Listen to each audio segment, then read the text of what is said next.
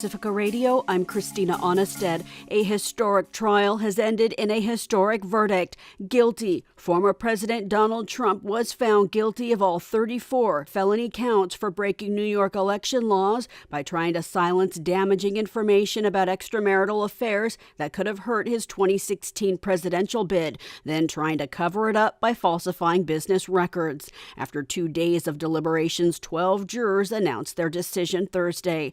Trump vowed to fight the conviction and condemn the trial against him, speaking outside the courthouse. This was a rigged, disgraceful trial. The real verdict is going to be November 5th by the people. And they know what happened here, and everybody knows what happened here.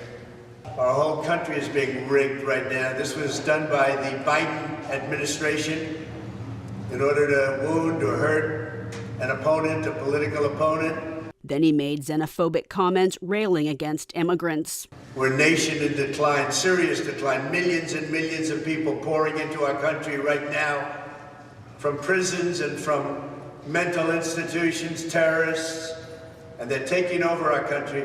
We have a country that's in big trouble. Government watchdog crew Citizens for Responsibility and Ethics in Washington hailed the accountability in a statement Thursday. Its president, former federal corruption prosecutor Noah Bookbinder, said Trump's 2016 actions were the beginning of a presidential crime spree that started him down the path that led to his more extreme efforts to overturn the 2020 election. The jury's convictions in this case ensure he will not escape accountability for all of his wrongdoing, and his years-long pattern of anti-democratic conduct won't go unpunished, Bookbinder said. Trump faces more than 50 other felony charges and 3 more criminal cases for his alleged role in trying to overturn Joe Biden's election victory, including spurring the deadly January 6th Capitol attack by his supporters in federal court. He faces similar charges in a Georgia court and federal charges for withholding classified government documents after leaving the White House. Legal scholars have also weighed in. Max Pringle reports. Legal scholars all point out that the U.S. Constitution has no provision for how to handle a presidential candidate or a president who's been convicted of a felony crime. No former president has ever been convicted, but there's also never been a president or a former president like Donald Trump who showed so little regard for the law. Erwin Chemerinsky is dean of the UC Berkeley School of Law.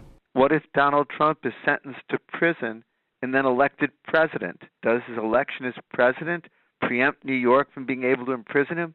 There's obviously no precedent ever in American history that would answer that question.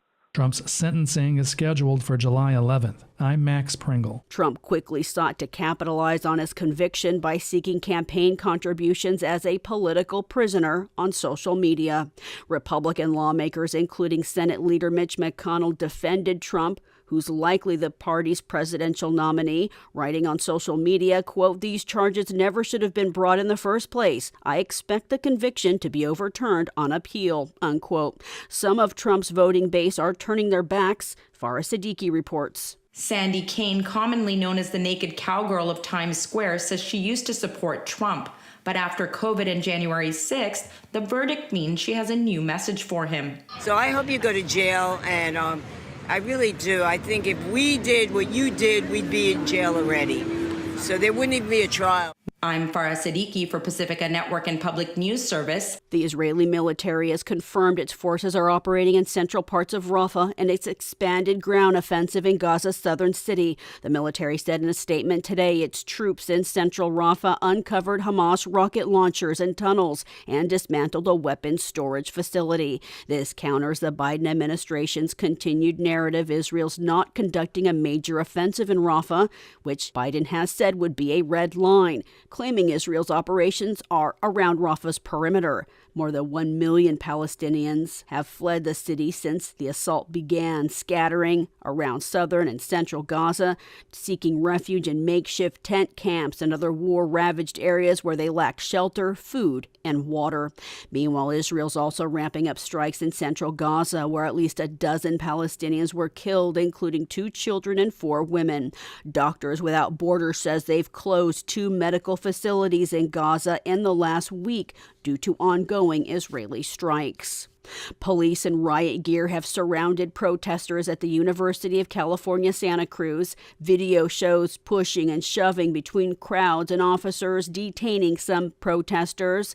A university spokesperson says people have been arrested, an unknown number. Protesters against Israel's war in Gaza blocked the main entrance to campus this week as some 2,000 academic workers continued their strike on campus against the UC's response to student protests. The strike this week also expanded to UCLA and UC Davis campuses. The arrests come after arrests at a student anti-war encampment at a Detroit campus and a student walkout during commencement at Massachusetts Institute of Technology.